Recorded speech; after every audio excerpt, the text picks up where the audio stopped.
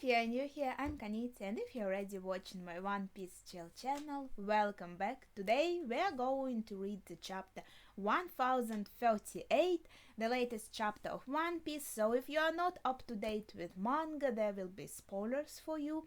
So take care and do not watch this video if you are not up to date with manga yet. So without further ado, let's see what this chapter has. Okay, so it's called Kid and Law versus Big Mom. So it's all going to be fighting, I suppose. And we have Germa 66 Cold-Blooded Voyage Volume 3, Niji and Yonji captured in Chocolate Town on Kakao Island. Whoa, they are in that book and they look like this specimen, like butterflies or bugs. Okay, that's pretty cool, and I think that's Oven looking at them, and we see Pudding here too. Man, I'm starting to kind of forget some of the names. Yeah, I got Oven right. Okay, that's very interesting. So we see kind of what's happening to Jorma. Let's see what happens in the chapter. Ooh, a fiery passion. Castle interior, third floor. Oh, our ninja fight is still going on. The flames. Release your jutsu, Raiza, or we will both perish. Pant, pant, pant. Okay, that's actually pretty cool. That's actually pretty badass. I wonder how it's going to look in the anime, because it's kind of these small parts, so you are just going to show them for a few seconds and then go to the next scene. I think this kind of thing works better in manga. Then I'm not watching Anigashima right now. Maybe I will watch it after this arc ends in the manga, and I'll kind of be able to see it all again. Second floor, we must flee. It's a dead end. There's nowhere to go, and you can see fires blazing here also. And that was third floor. We are on the third floor. Okay, the ceiling, it's coming down. So it is coming down from this ninja fight, because they are kind of above them and they have a lot of fire in their room. Oh, we got Jinbei here. You're one of the straw hats. He's actually holding up the... Oh, okay. So presumably from our ninja fight, the ceiling is kind of crashing down onto the people who we have on the second floor, and judging by their clothes, it is our samurai, our allies. And Jinbei appears to hold the whole freaking ceiling so it doesn't fall on them. Okay, I thought there might be a few stragglers. Get moving, quick, he says. And as I think I read already, they recognize him. They're saying, like, you are one of the straw hats, right? How is the fire spreading so fast? Jinbei is confused. At this rate, countless are going to burn to death. Dying in battle would be less cruel. Okay, I think they're just shots of a samurai who are out cold, and I think some might be a beast pirate here too. Okay. Leaf floor. Get away from Big Mom. We can't get caught in the crossfire. Chopper Sensei? Oh, he's so tiny. So cute.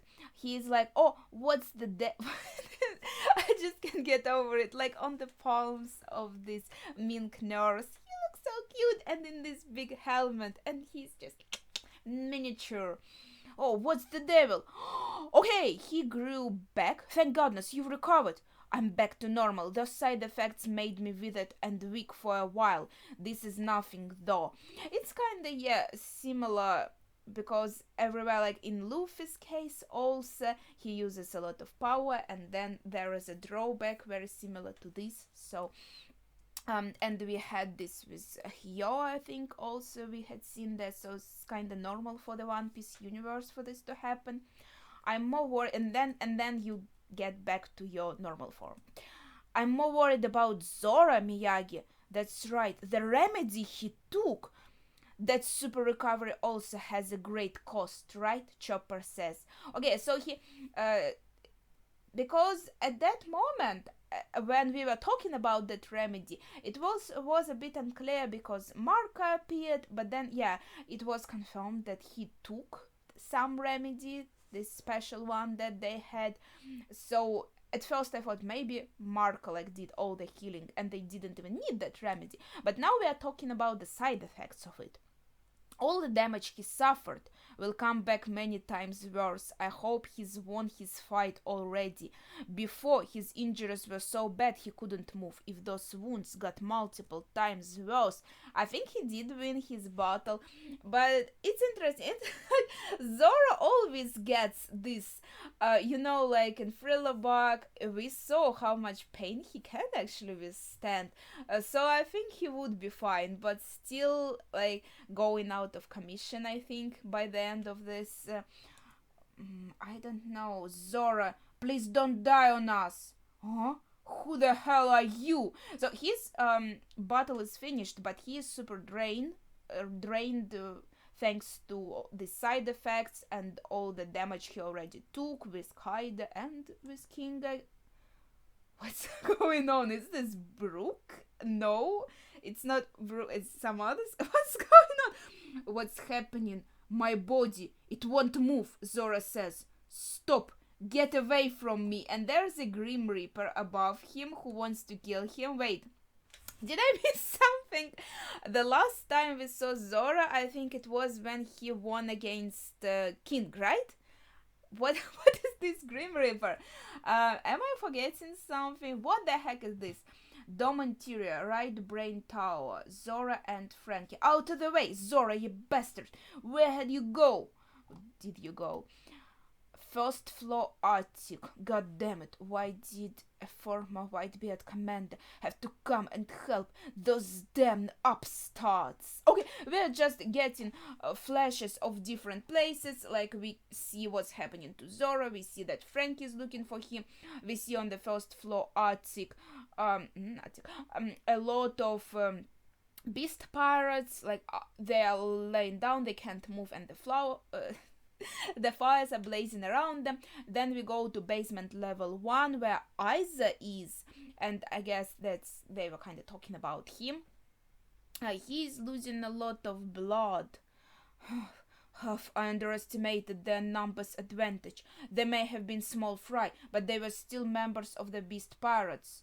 Whoa, okay. I thought we are kinda not taking even small fry in consideration when you are as strong as Aiza, but still looks like their numbers got to him. Kiko, Kinemon, I hope my actions allowed the two of you to escape. Yeah, I remember that moment where he kinda jumped in, and at first I was like, who is this? And it was Aiza. Okay, he noticed someone else, so he turns around. Oh. And there's CP, Sapphire Paul. Two of them walking straight at him. Yes, we are from Aegis Zero branch. I heard you were on the island, Aiza. Let's just pretend we never saw each other. We technically aren't meant to let you off the hook for being a member of a notorious crew, but we are currently got our eyes set on the Straw Hats. I'm sure we will meet again. So CP are like, yeah, we should get you, but now we are actually concentrated on the Straw Hats, so let's just let each other go and meet some other time. That's pretty nice of them, I guess, but it's not out of goodness of their hearts. They just don't want to get distracted by him and want to get Robin, I think, first of all. Stop. Not another step. That's a pretty cool panel with Aiza, but it makes me worried about him, okay? Last page we saw that he took a lot of damage actually from this small fry, so he's already like bandaged and all of that, so yeah, that's pretty worrisome. Oh, okay, double page. Basement armory. I've got to make it. I got to. Yamato is saying, running down the stairs. Super quick. You can see in this panel how quick this is happening. There it is. Hey, stop that. Please hang on. Okay, so using also these zone legs, you can see to run faster. That's interesting. You can see a lot of bombs. They look actually they look like the bombs in a game, like in a Zelda game you're playing, and they're like these bokoblins or moblins on them. I don't know, I just got this association. And also we have this beast created by Conjurer, and he's already super close to these bombs. They also look a bit like paper lanterns. I don't know, I really like how they look. Just I think that's a really cute panel. Namujik Yoga Yamato uses. Okay, and it freezes the bombs. Huff huff, if that gunpowder goes off, will all be history. Shouldn't it be enough? But okay, this shadow is sizzle, so it thaws the ice with its fire. Okay, don't touch it, Yamato yells. Mahoroba. Okay, Orochi-sama? A hand? Wait, what's going on? So a shadow has a hand and calls Orochi-sama's name and attacks Yamato, and we are going to the leaf floor. Okay. Still unclear what's going to happen. Yamato tries to stop bombs from going off. Okay. But it's not easy. Leaf floor. Have mercy, Big Mom. Right. The name of the chapter. I thought the whole chapter would be about this, but instead there was a lot. They can't even move. If you keep going, they're gonna die. Please spare them. Okay. Law and Kid are like all bloodied. They can't even move. Alright. Haha. Your underlings are begging now. You two have really hit rock bottom, Big Mom says.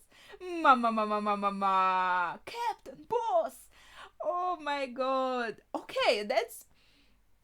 Of course I'm worried about Kid and Law, but I really love this panel of Big Mom. She looks so intimidating. That is so cool. And I don't know, I really like this ribbon on her stomach in this panel. It looks so well drawn. I just couldn't help but point this out. I really like this panel. Now she looks at them, and they do look like they're out cold. But you can see she kind of breathes heavily, so she did waste some stamina, so to say, on this fight to get them down. Boss, get it together! Are you still breathing? Medics, we have to save the captain! Okay, that's also interesting how Kid's crew are kind of referring to him as a boss, but meanwhile Law's crew is calling him captain. That's an interesting dynamic here. Quit your bellyaching? I'm not sure what this word is supposed to be. This is a battlefield, you pests. Whoa, Tenman Tenjin. Okay, Big Mom attacks them all using Hera. Man, it's been such a long time going through all of this. I'm surprised I still remember. I think her name is Hera. She looks very cool here. So that's also a nice one. And you can see her, Big Mom, floating in the air on the next panel with kind of this background of a castle, which also very impressive. Now then, I don't think that Kaida has let out his usual victory cry yet. So, okay, that's interesting. So usually he would kind of announce his victory by this victory cry. That's pretty cool. Don't tell me that puny straw-hat brat is still holding out alone, she says. You better not be playing with your food, Kaido. He's having fun. Let him have fun. Hera, take me to the roof. Yeah, thank God I didn't mess up her name. Yes, Mama. I'm beat. Let's finish this quickly. Yeah, that's an interesting point. So, you can see that she is tired. I think that's worth noting. But they are yet to be undone. Room, KK room. Okay, pant, Anastasia. Okay, Law has kind of woken up, so to say. Probably Kid will too. Okay, you can see him kind of putting this bubble on his sword. Meanwhile, I'm not sure if Big Mom sees this because she kind of turned her back to them, and I guess she is saying this is the end. I think kind of she wants to go there upstairs and finish this with Luffy, and her eyes are kind of flaring. What? Wait, what? Yes. So is Law going to be the one to deal kind of the finish? Is this the finishing blow? This is insane, man. This is a double page, so I kind of see all of this at once. But let's start from the first panel. Like, Law pierced her with this sword that he, oh my gosh, that he prepared. And you can see her from the side, standing or sitting on Hera, and her reaction is just funny. Like her face and her hair, like, bushing out. I'm not sure how to say this. It's a really good one. I really like this. And then you kind of get the reactions. Yeah, he killed Big Mom. Mama! Truffy, what's with that huge blade? Chopper asks. And Law explains, like the last attack, you barely feel the prick, but... Okay, so it's not hurting her yet, but I've already seen the whole page. Let's see what she says now. What are you doing? Knock it off. Shockwille. Just a moment. So, Shockwille or Shockwill. So, will of shock. After piercing through a target, Law releases an electrical shock wave through it that fries the target from the inside. So, that's actually an interesting moment because we kind of talked about this with Kaida, that he is so strong outside, so to say, right? So he has a thick hide. You have to kind of destroy him from the inside. And so here, with Big Mom, Law does something similar. He pierces her with that sword, and she's like, okay, that didn't do too much to me. It did hurt, but not too hurt. And then he uses this shockwave while the sword is inside of her to actually damage her from the inside. And that actually does cause damage, at least judging by this panel, which is completely insane. Oh my gosh, you can see her screaming on top of her lungs, and there's a lot of blood coming out. That's actually super cool.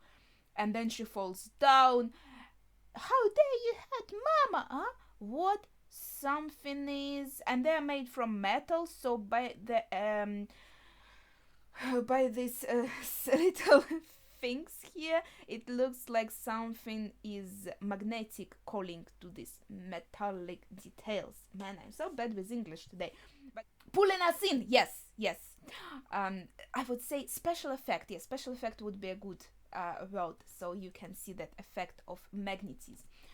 I'm sick of these steel beams running their mouths, Kid says. Just obey my magnetic fields already. You can still stand, Kid. Guess you kids... It's kind of funny, kid. Guess you kids are hell-bent on taking my head. Haha, it's weird. I feel like I have a new reason to keep fighting. Well, that was Kid, I think. He said that. I bet you anything Kaida is reaching his limit up there. If you give it long enough, even mountains can be worn down by rain.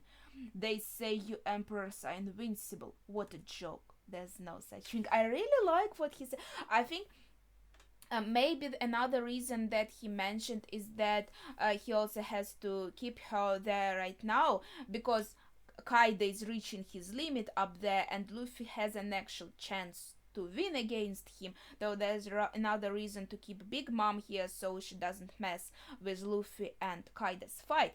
And I really like what Kid says here.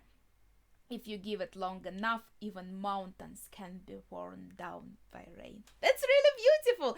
So basically, yes, these emperors, these young, are like mountains, and you are trying to wear them down by every little drop you can. That's pretty cool, honestly. Oh, Punk Cornadio. What? Oh my gosh. Poor Big Mom.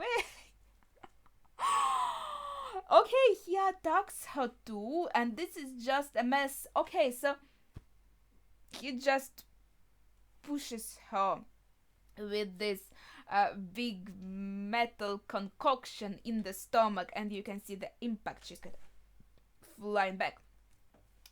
It's a massive bull. It's even bigger than Big Mom in her giant form. Listen up, you hag. I don't care if it kills me. You are not reaching that roof. And looks like a Kid and Law kind of said this together. Okay, so yeah, I think there what I implied that the reason for them to continue fighting also to keep her from the roof, of course.